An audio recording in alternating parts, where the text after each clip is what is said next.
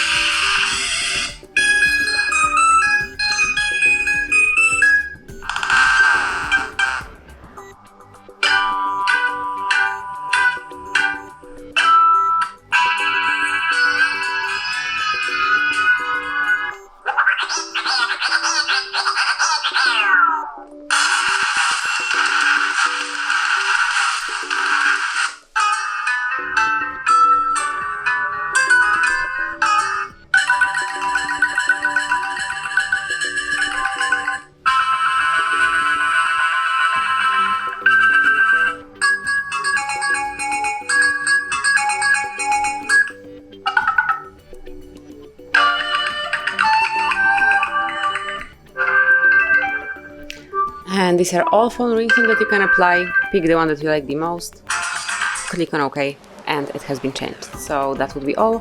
Thank you for watching. Please subscribe our channel and leave the thumbs up.